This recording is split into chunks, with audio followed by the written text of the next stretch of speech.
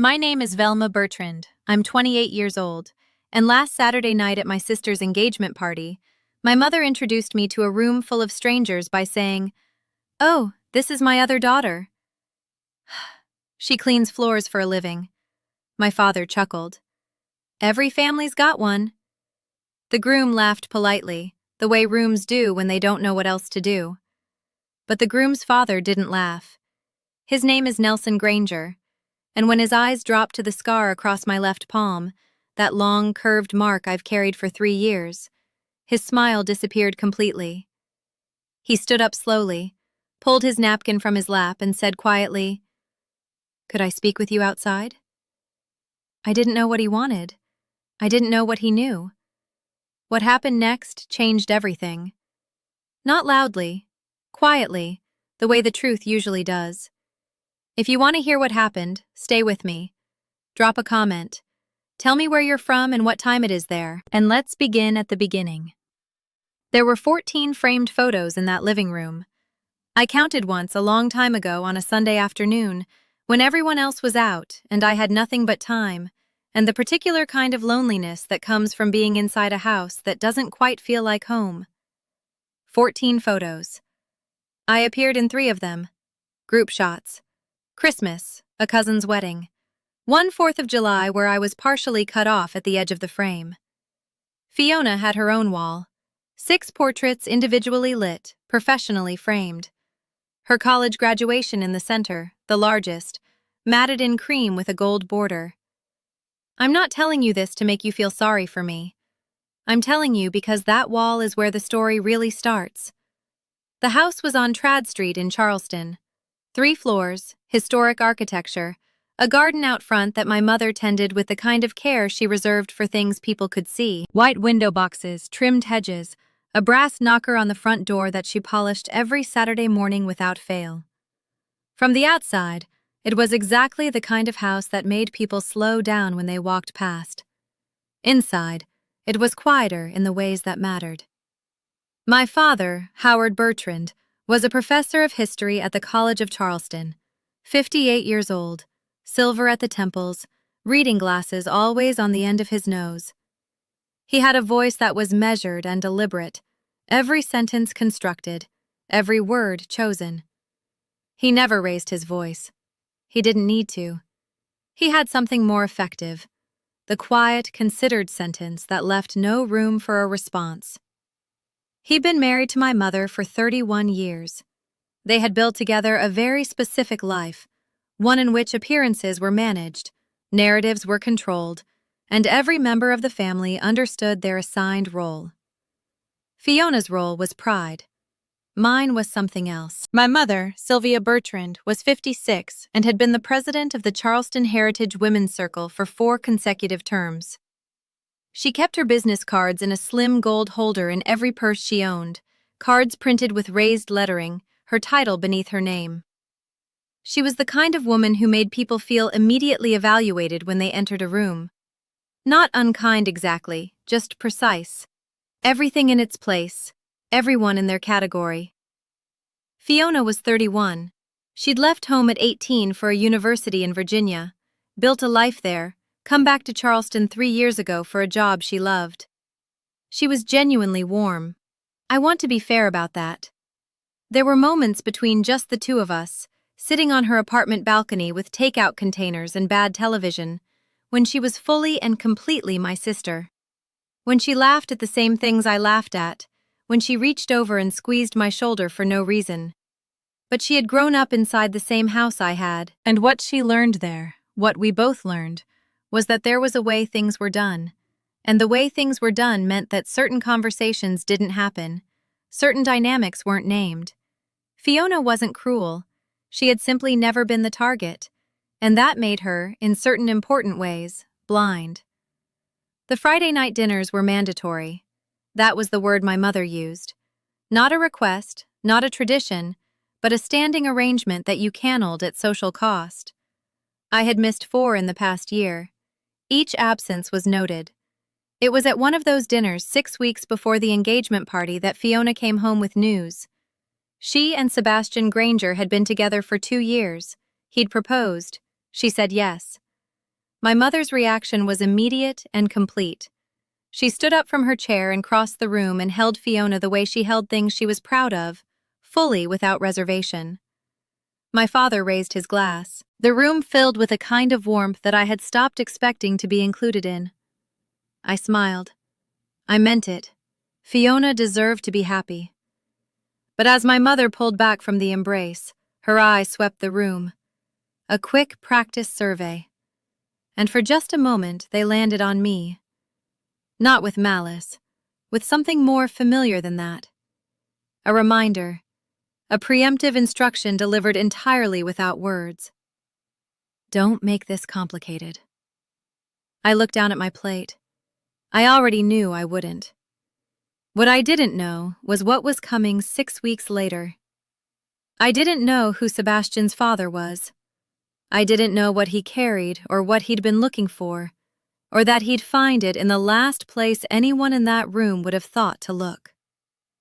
I want to explain what growing up in that house actually felt like, because I think people sometimes imagine that the kind of family I'm describing is dramatic, full of confrontations and slammed doors and obvious villains.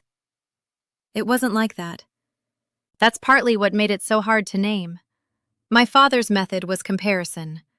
It was so consistent and so practiced that for years I thought it was just the way parents spoke. Every result I brought home was placed beside Fiona's results and measured. My A- in sophomore English. Fiona held a 4.0 her whole junior year. The regional debate award I won at 16. Fiona is getting honors credit this semester. Not dismissal. Never outright dismissal. Just context. Just framing. Just the steady, quiet implication that whatever I had done was a starting point, not an arrival. He'd say, "That's a good start, Velma." The word start did all the damage. Like everything I did was just a rehearsal for something I'd never actually reach. His study had a shelf, a full shelf dedicated to Fiona's academic achievements, trophies, certificates, framed letters of commendation.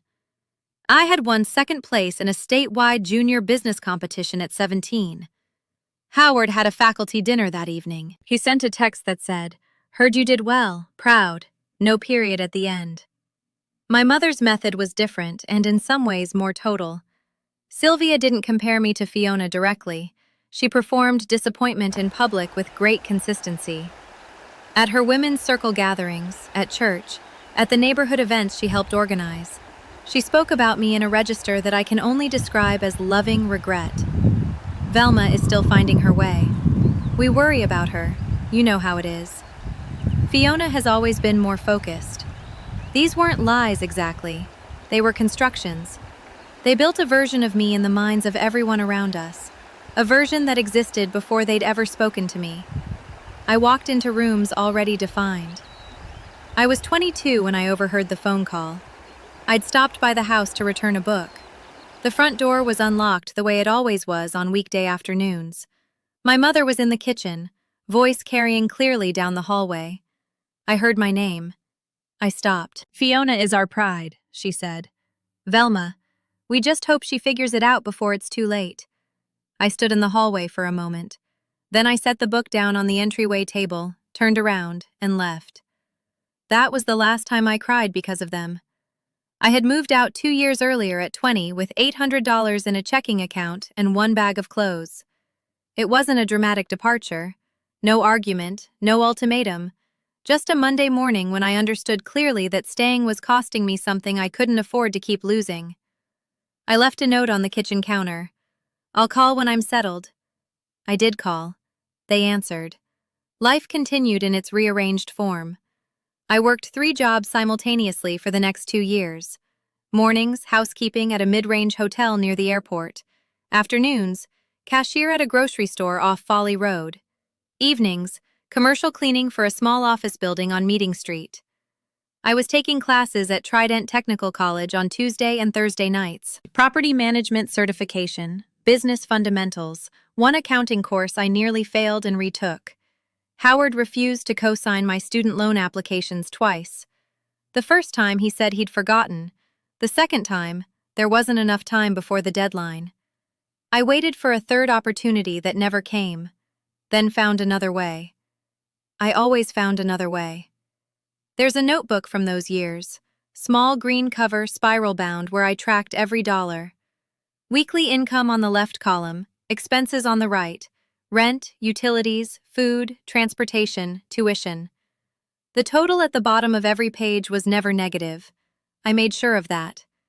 By the time I was 23, I had $14,000 saved and a clear picture of what I wanted to build. The idea had been forming for a long time.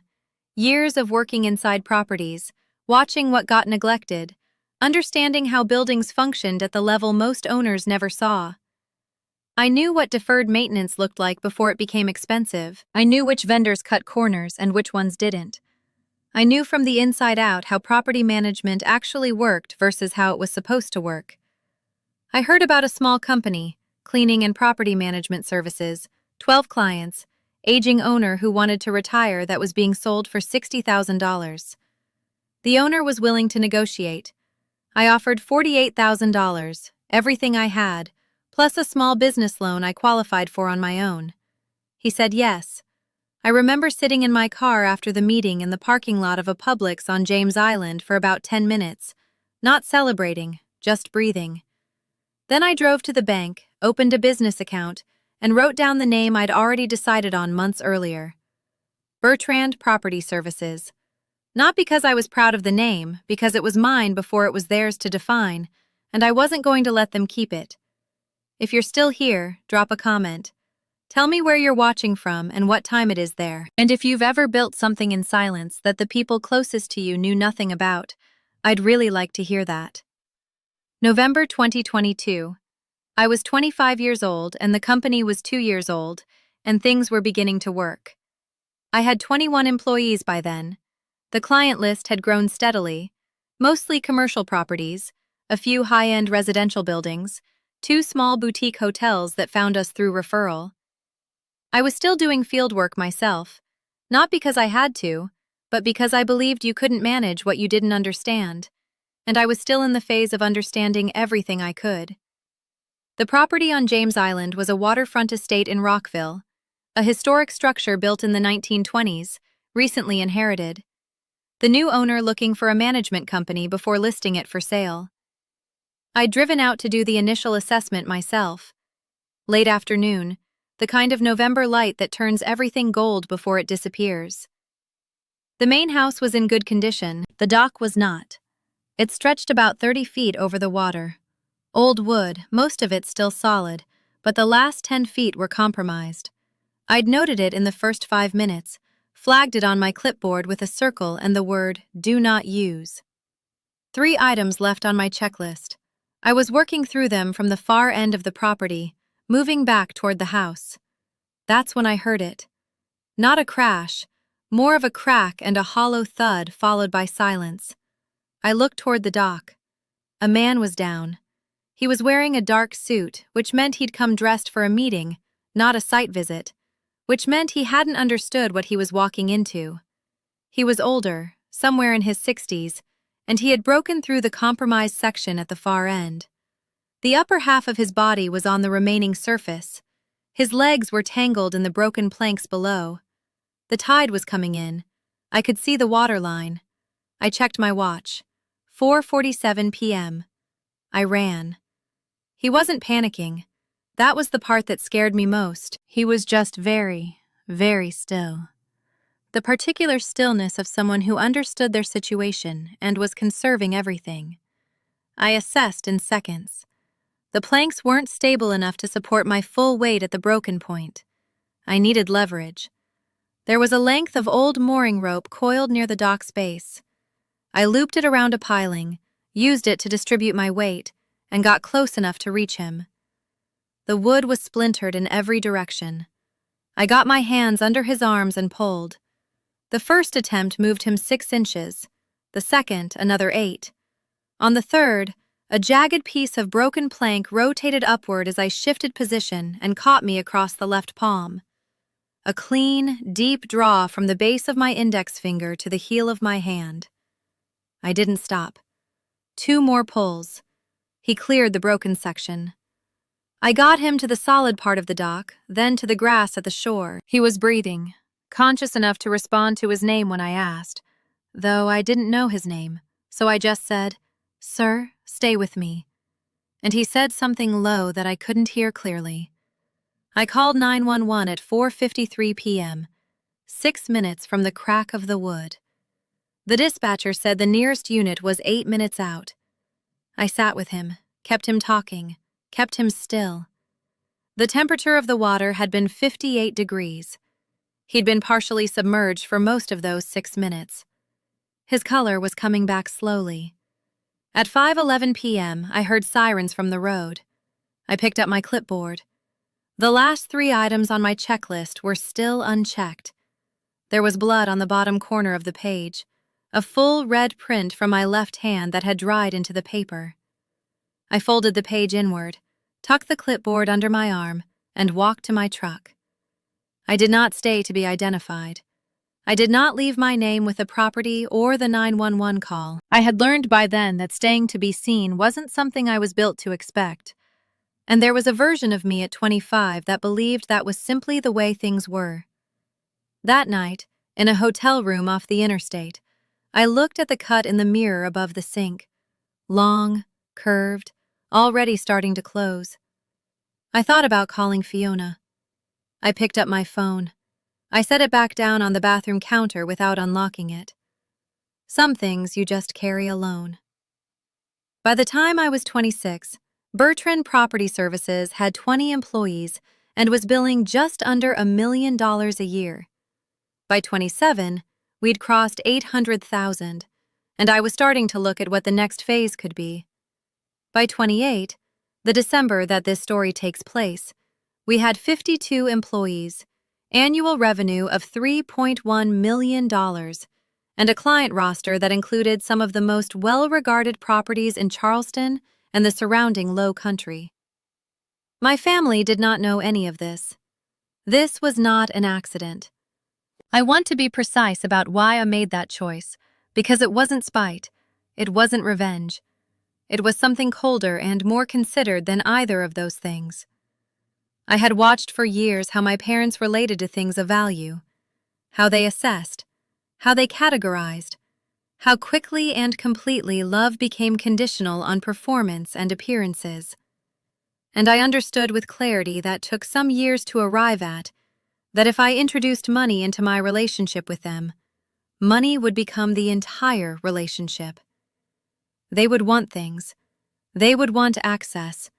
They would want the story. Our daughter built a company to circulate in the women's circle, and the faculty lounges and the heritage dinners with their names attached to it. And I would never know whether they had actually seen me or whether they had simply updated my category. So I gave them nothing to update. I said I cleaned floors, which was true in the sense that I started there, and in the sense that our crew still cleaned floors as part of our service contracts. I said it simply, without elaboration, and changed the subject, and over time they stopped asking because they assumed they already knew. The office was at 114 Calhoun Street, a historic commercial building 2 blocks off the main corridor, 3,000 square feet on the second floor. I had renovated it myself on weekends over a 6-month period.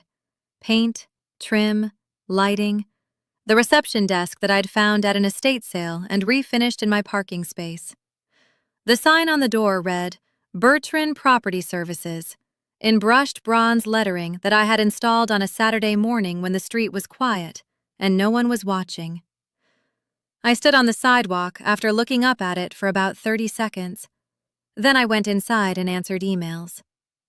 The work itself was the thing I loved, not the revenue, not the recognition, the actual work of understanding a building, understanding what it needed, building teams that could deliver consistently. I had a director of operations, a head of client relations, 3 regional supervisors. I had systems and protocols that I'd written myself over 3 years of iteration. We had a reputation in the commercial property sector that I was proud of, not because people said nice things, but because our contract renewal rate was 91%, and in this industry, that number speaks for itself. In the spring of 2024, we received an inquiry through a commercial brokerage that we sometimes worked with, a request for proposal from a company looking to outsource management for 6 waterfront and historic properties in the Charleston area. High-value assets, significant scope, the kind of contract that doesn't come through the standard channels very often. The company was Granger Estate Group. I knew the name. In Charleston real estate, you knew the name. Nelson Granger had built his firm over 3 decades. Historic properties, waterfront estates, mixed-use developments, the kind of portfolio that represented not just investment, but genuine institutional knowledge of the city. His company's reputation was immaculate. I put together the proposal myself. It took 4 days. I priced it correctly, not low to win, but accurate to what the work required. I submitted it on a Tuesday. 2 weeks later, we were awarded the contract. The confirmation email arrived at 6:43 in the evening. I was at the office alone, the last one there. I read it twice. Then I forwarded it to our legal counsel with a note that said, "Please review and confirm by end of week." Then I sat in my chair and looked out the window at the lights coming on along Calhoun Street. I thought about calling Fiona, not my parents' Fiona. I thought about saying, "I just signed the biggest contract in the company's history." I thought about hearing her say, "What company?" and having to explain all of it from the beginning, and watching the conversation become about why I hadn't told her sooner, why I'd kept it from the family, what that meant about us. I wasn't ready for that conversation. Maybe I was protecting myself. Maybe I was protecting the thing I'd built from the weight of their reactions before I was ready to carry it. I put the phone back in my bag. I signed the Granger contract on March 14, 2024. 6 properties. The work was excellent. I know that not because I say so. I know it because the contract renewal conversation happened in October 2024, without a single performance concern raised, and because our regional supervisor for that portfolio told me quietly that the client contact at Granger had used the word exceptional in an internal email. I never met Nelson Granger. Our communication happened through intermediaries and formal channels. He was a name on a contract, and I was a name on a contract, and the work was its own conversation between us that neither of us knew we were having until December. The invitation arrived by mail, not a text, not a phone call. An envelope with a Trad Street return address forwarded to my office, because that was the address my family had for me. The card inside was cream-colored, embossed, exactly the kind of stationery my mother bought in bulk from a shop on King Street. In the lower left corner, written in my mother's handwriting in red ink, "Please dress appropriately." I read that line twice. Then I set the card down on the corner of my desk next to the Granger Estate Group renewal file. I almost didn't go. I want to be honest about that. I sat with the decision for 3 days, not because I was dramatic about it, but because I had learned over many years to calculate the cost of these events in advance, what they would take from me, whether I had enough in reserve to absorb it. Then Fiona called. Not a text. She called, which she did when something mattered. She said, "Vel, please, I want you there. Not for Mom, not for the optics. I want my sister at my engagement party." Her voice was real, the kind of real that doesn't perform. I said yes.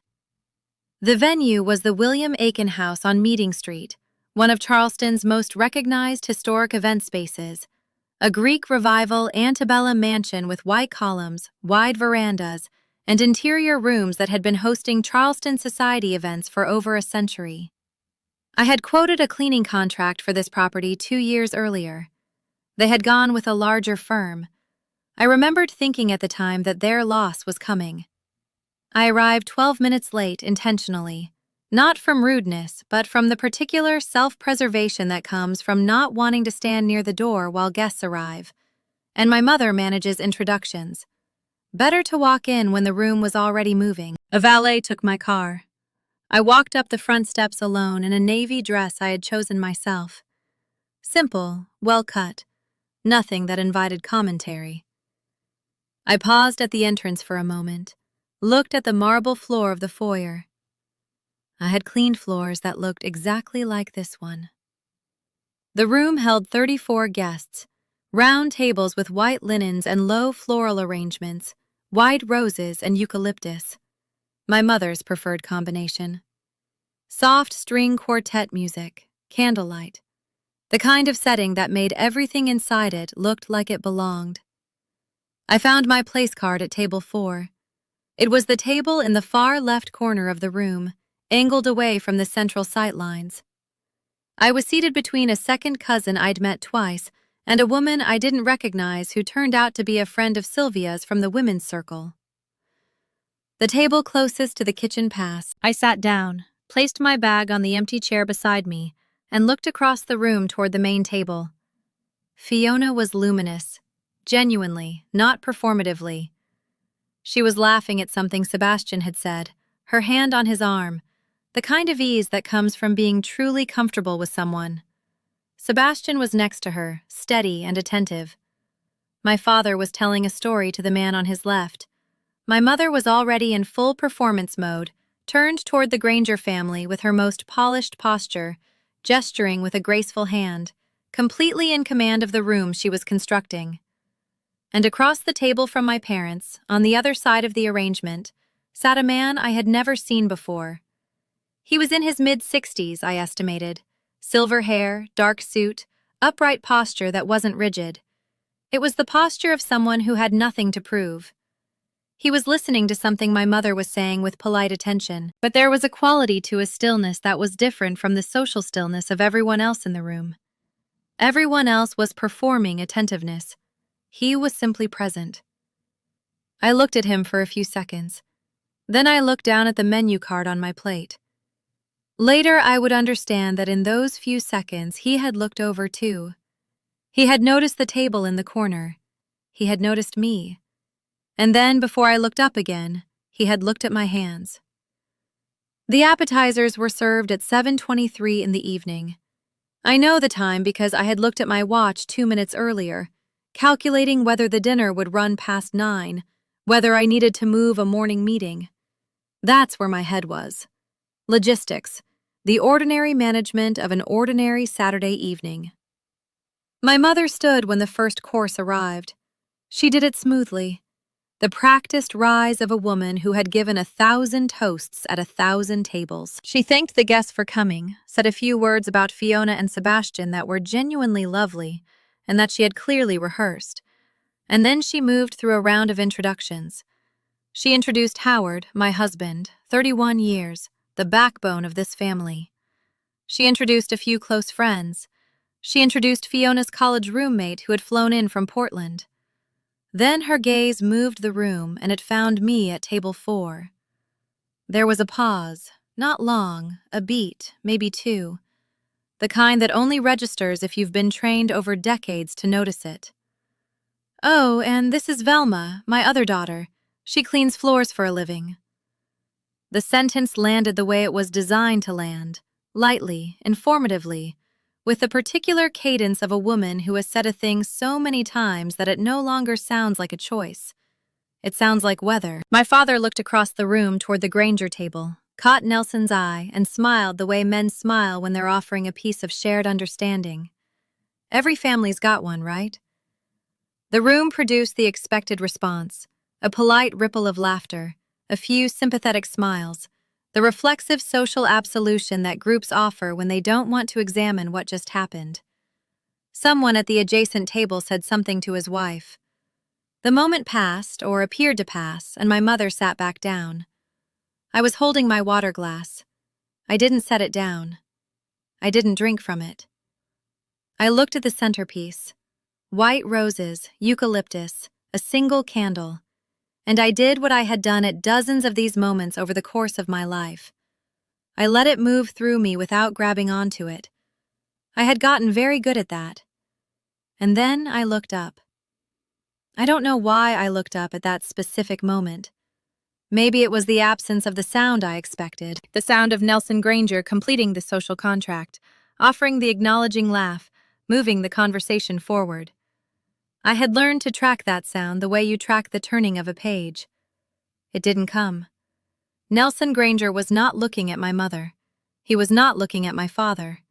He was looking across the room, past 2 tables through the soft light of 34 candles. He was looking at my left hand. I was still holding the water glass, and the way I was holding it, fingers wrapped around the base, palm turned slightly upward. The scar was visible, the full length of it. That long curved line from the base of my index finger to the heel of my hand, pale against my skin, catching the candlelight the way scars do. He was looking at it the way you look at something you recognize. Not curiosity, not the mild passing attention that scars sometimes attract. Something different, something that had weight to it and history. And I would only name this later.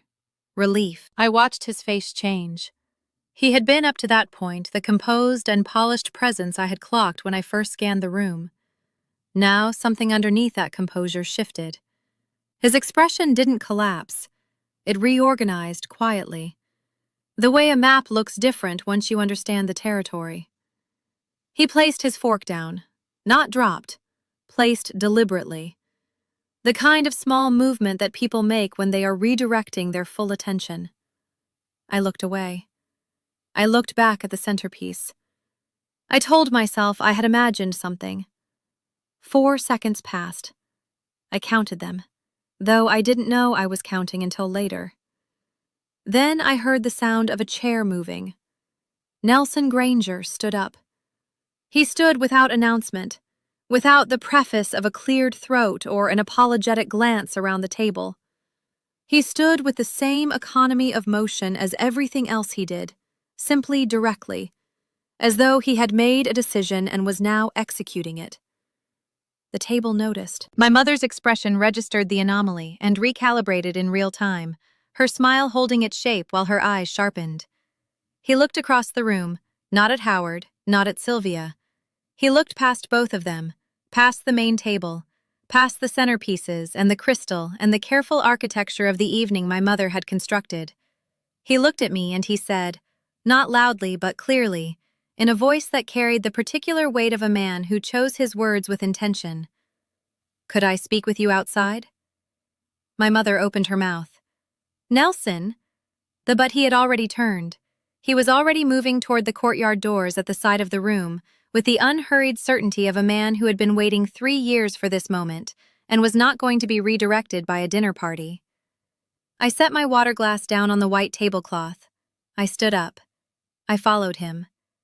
Before I tell you what happened outside, if this story is hitting something real for you, hit subscribe. You won't want to miss where this goes. The courtyard behind the William Aiken house was quiet. Fairy lights strung through the low branches of live oaks. Iron chairs around small tables, none of them occupied. The temperature was 52 degrees, cold enough that I wished I'd brought a wrap. Warm enough that I could stand it. Nelson Granger was already outside when the door closed behind me. He was standing near one of the iron chairs, not sitting, facing the garden with his hands in his jacket pockets, looking at something in the middle distance. When he heard the door, he turned. I stopped a few feet from him, arms crossed. Not hostile, just the automatic posture of someone who had learned to take up less space in uncertain situations. I had constructed on the walk through the venue several possible versions of this conversation. He needed to discuss the management contract. He wanted to address something about the property portfolio. He had a concern he preferred to raise privately, rather than through intermediaries. I had not constructed the version that actually happened. He said, "I apologize for pulling you away from the dinner." I said, "It's fine." He looked at my left hand direct this time, not the peripheral attention I'd caught at the table, but a deliberate look that acknowledged itself. "May I ask how you got that scar?" I've been asked about it before, not often, but occasionally. I have a short answer. An accident at a property site a few years ago that satisfies most people because most people don't need the details. They just need a story to place it in. I gave him the short answer first. He waited. The way people wait when they already know there's more and they're willing to be patient. So, I gave him the full version. November 2022. A waterfront property on James Island, Rockville area. An assessment I was doing alone late afternoon. A man in a dark suit on a compromised dock. Tide coming in, planks broken through, the rope around the piling, the pull. The piece of wood that caught my hand on the third attempt. I told it the way I've always told the things that cost me something, without emphasis, without drama, at the same pace as everything else, just the events in order. When I finished, Nelson Granger was quiet. Not the polite quiet of someone formulating a response, a different quality of silence, the kind that comes when something long suspended finally settles. He said, "The dock was at a property in Rockville late afternoon, tide coming in. Not a question, a confirmation." I looked at him. He said, "I woke up in an ambulance. The paramedic told me a woman had called it in, that she'd been gone by the time they arrived." He paused. "I hired an investigator 6 weeks later. The property records were in the middle of a transfer. The chain of custody was incomplete, and no one with access to the site that day could be identified through official channels." He stopped. Then the investigator did find one thing, a security camera on a neighboring property. Low resolution enough to confirm a woman, enough to see for about 4 seconds that she had a scar on her left palm, diagonal base of the index finger to the heel of the hand. The fairy lights moved slightly in a breeze I hadn't felt until that moment. "I've been looking for you," he said, "for 3 years." I need to stop here and try to describe what that sentence did, because I don't think I can do it fully. I have been looked at with pity. I have been looked at with a dismissal that is its own kind of definition, the look that puts you in a category and moves on. I have been looked at by people who saw only what they expected to see, and I had spent 28 years being shaped to some degree by the accumulated weight of those looks. I had never been looked for.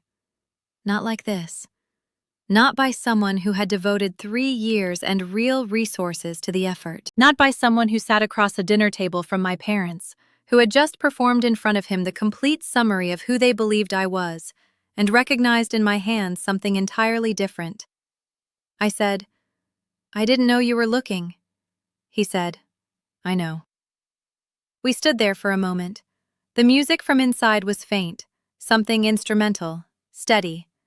Then he said, "There's something else I need to tell you."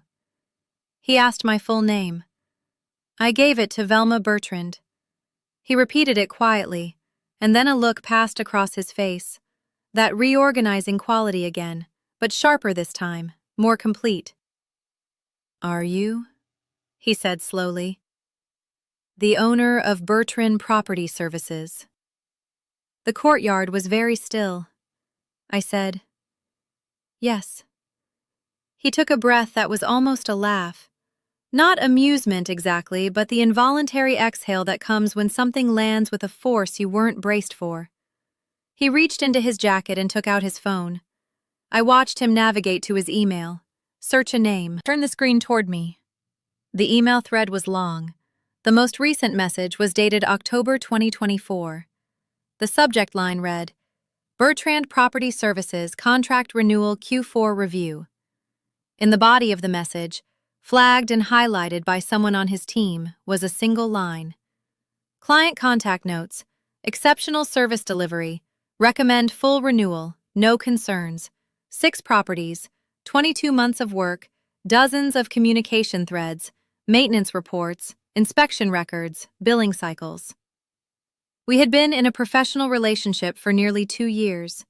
He had never known my face. I had never known his. "Your team manages 6 of my properties," he said, "and your work is the reason I've been trying to expand the contract." He put the phone back in his pocket. "I've been looking at potential strategic partners for an expansion we're planning.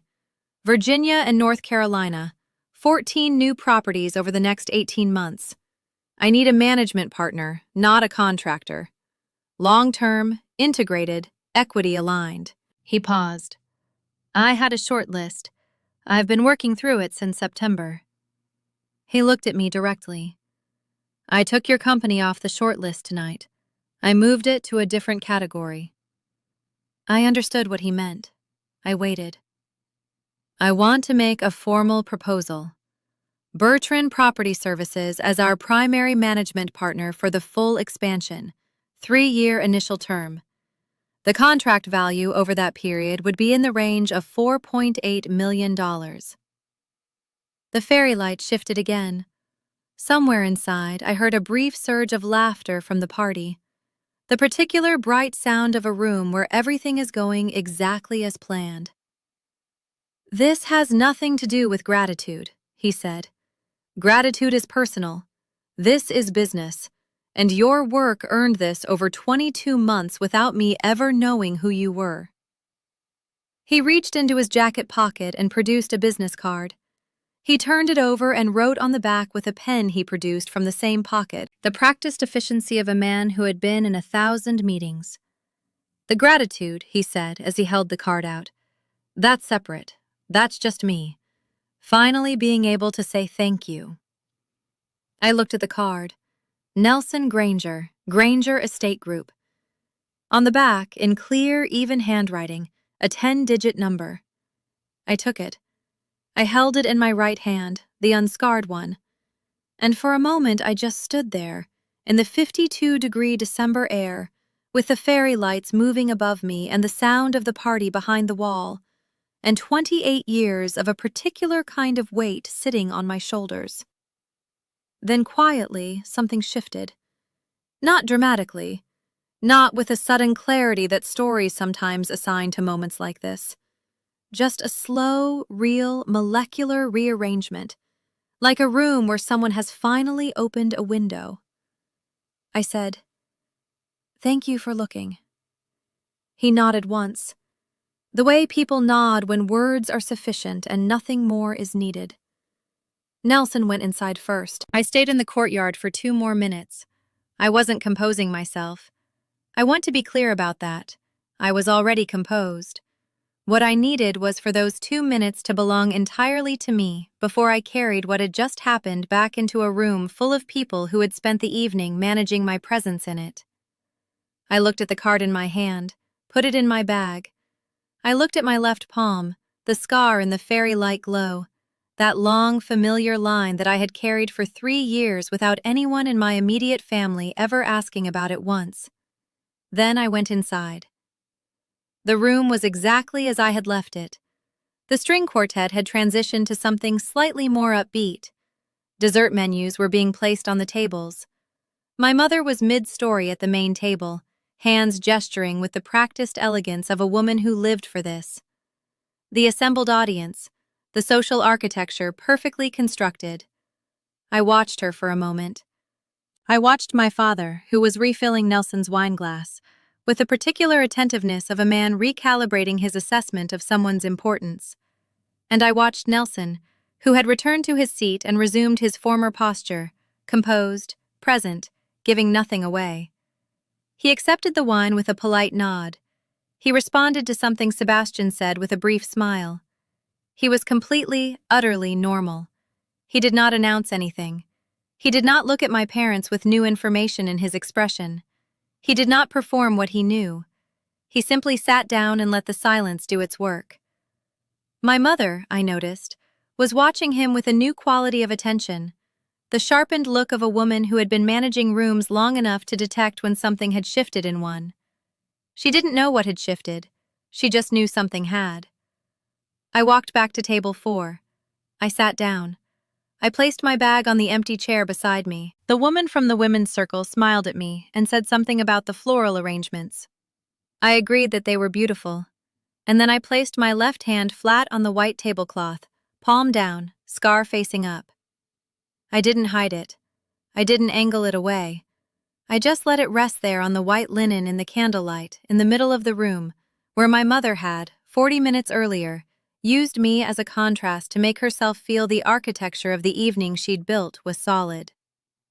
For the first time in a very long time, I didn't feel the need to make myself smaller. I sat with that feeling for a moment. It was quieter than I expected. Not triumphant, not vindicated, just settled.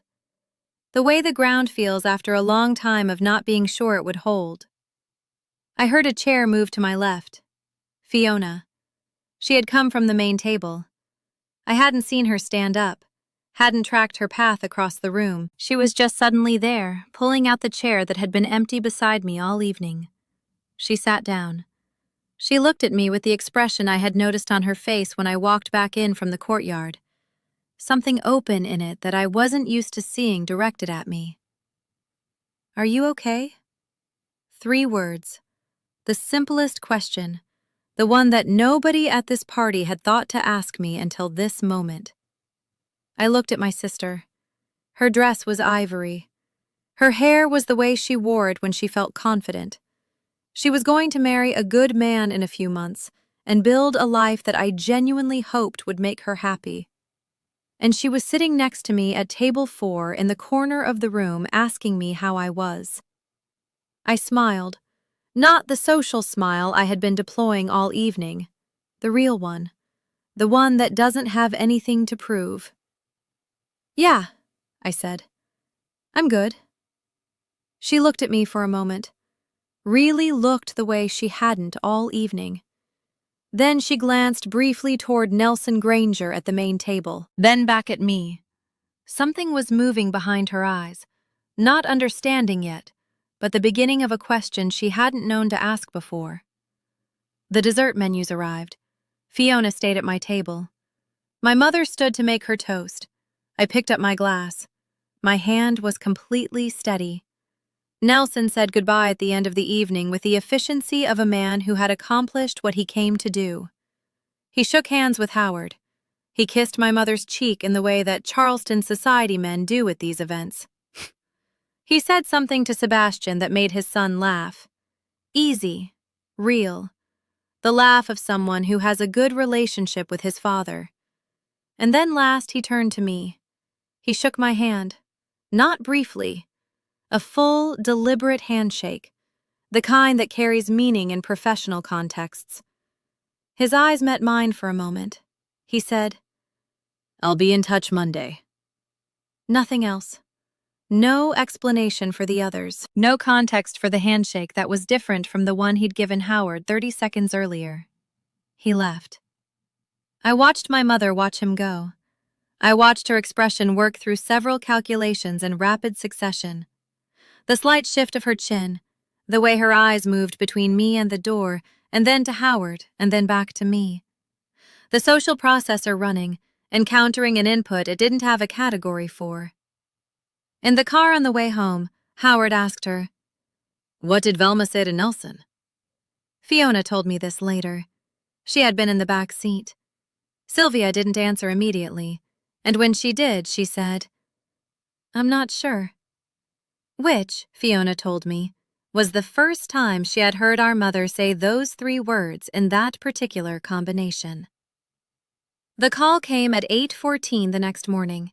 I was at the office. I keep Sunday morning hours when I need thinking time, and I had needed it. The city outside the Calhoun Street windows was quiet, the particular December Sunday quiet of a city that is still mostly asleep. I was on my second cup of coffee when my phone lit up. Howard, I looked at it for 2 rings. Then I answered. His voice was careful, too careful. The deliberate casual of a man who had prepared his opening. He asked how I had enjoyed the party. I said it was lovely.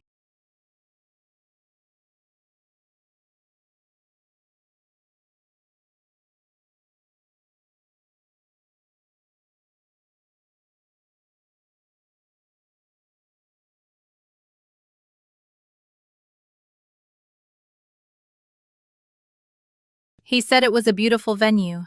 I agreed. These are the sentences we have learned to put between us as a kind of load-bearing structure. Then he said, "It seemed like you and Nelson had quite a conversation." I said, "We did. Old acquaintances. We've worked together." A pause longer than his pauses usually were. "In what capacity?" "Business," I said. There was a pause on the line that I recognized immediately, even though I had never heard it directed at me before. It was the pause of a man recalculating. Howard Bertrand was someone who always had the next sentence ready. It was the foundation of his authority in every room he'd ever been in. The considered response, the reframe, the gentle redirect. He had never in my memory run out of next sentence.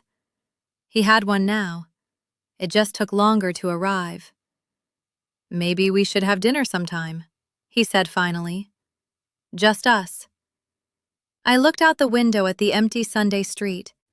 "Maybe," I said. Not yes, not no. Just the honest syllable of a woman who is not ready to promise anything and who has learned the hard way that hope without evidence is its own kind of cost. We said goodbye. I set my phone on the desk and finished my coffee. Fiona called at noon.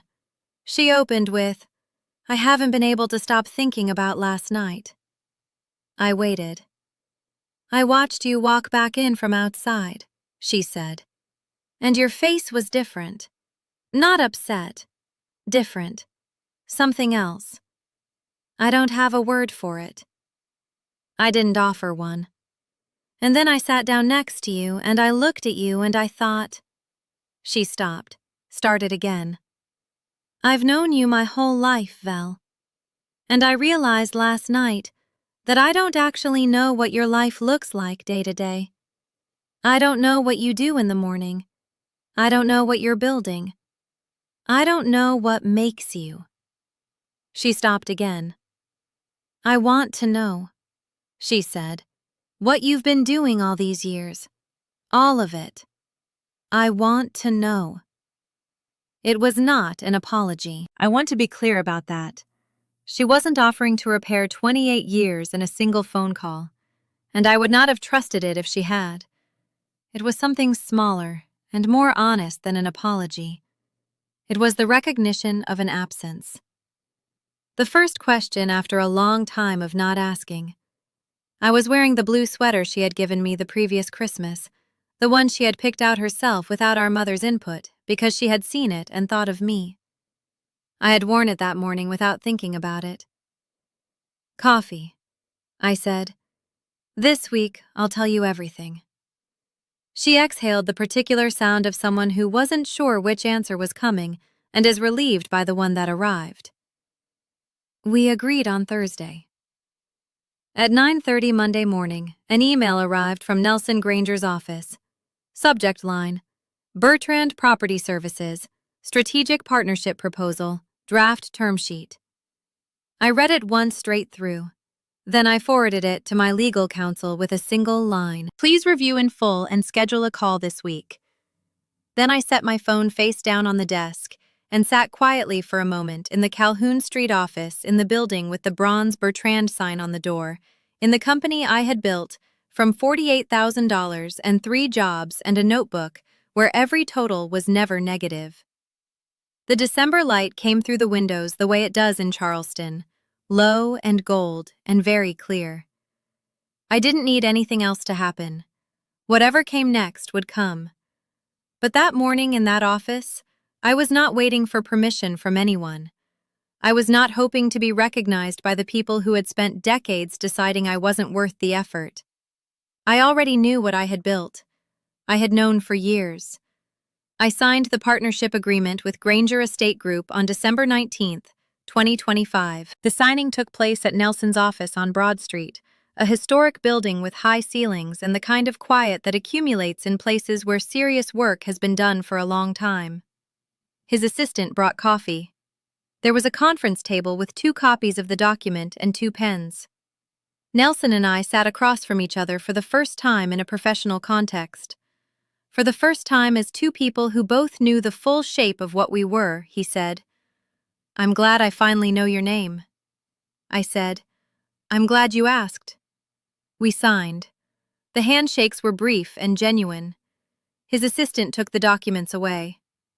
Outside the window, Meeting Street was decorated for Christmas. Lights in the trees, the particular low December light that makes Charleston look like something from another century.